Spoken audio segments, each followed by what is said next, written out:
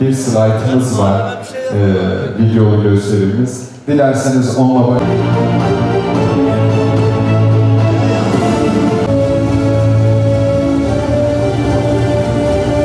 50.000 metrekarelik alanda dinlen, maliyeti 100 milyon olan ilçenin prestijli Doğan'ın ilçesi Battalgazi'deki en önemli projelerden ve 92 milyonluk dev yatırım proje hayata geçiyor. Parkur, çardaklar, ışık tüneli, güvenli yapıların olduğu bir ilçe haline geliyor. Battalgazi, mahalle sakinlerimizi yeni, güvenli, modern projeyle yaklaşık 96 milyonluk dev yatırım her geçen yeniden ayağa kaldıracağız. 6 Şubat depremlerinin ardından karşılayabilecek duruma geldik. Arkadaşlar, hakikaten hepimizin çok dua etmesi lazım. Bizim uyumamamız lazım. Emin olun yüreklerimiz dağılır. Yüreklerimiz hakikaten parçalandı. Yani oradaki masum çocukların, oradaki kadınların bir de ney var biliyor musunuz? Siz diyorsunuz ki bura güvenli. Hastaneyi bombalamazlar ya. Çocukları bombalamazlar. Düşünüyorsun, insan olan bunu yapmaz ama bunlar insan değil. Hakikaten bizim çok dua etmemiz lazım. Elimizde gelen bir maddi imkan varsa sonuna kadar bunu zorlamamız lazım. Zannetmeyin ki yarın Filistin gidince sıra Suriye'ye gelmeyecek, sıra Türkiye'ye gelmeyecek.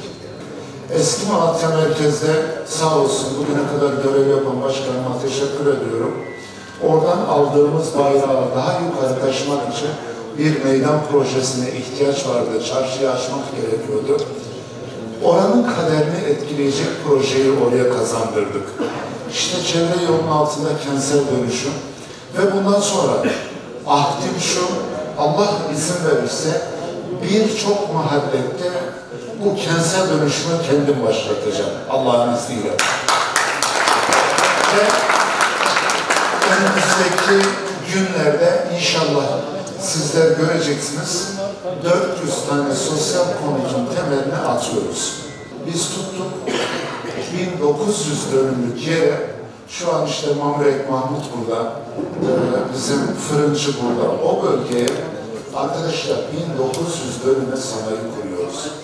İnşallah Yeniköy'ün karşısında 1200 dönüm yerimiz var. Orayı sırf Aselsan'a vermek istiyoruz. Aselsan inşallah oraya gelecek.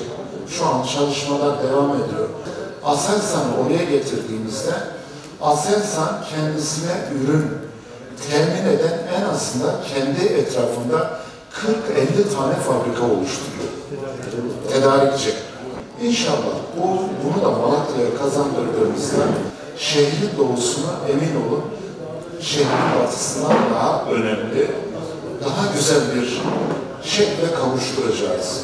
Biz bu süreçte birlik beraberlik içerisinde yaptığımız hizmetlerin en azından sizlerin de çok büyük katkıları var. Sizlerin bizim yanımızdaki yeri farklı.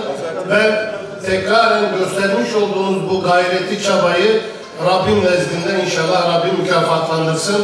Tekraren aynı bu ekibin 2024'te 2. yüzyıla başlarken Cumhuriyetimizin 2. yüzyılını inşa etme noktasında Battalgazi'yi tekrar yönetme ve tekrar güzel işlere imza atma temennisiyle ben gününüz hayırlı olsun, bereketli olsun, Rabbim yar ve yardımcınız olsun. Zafer Başkanımız takdim edecek.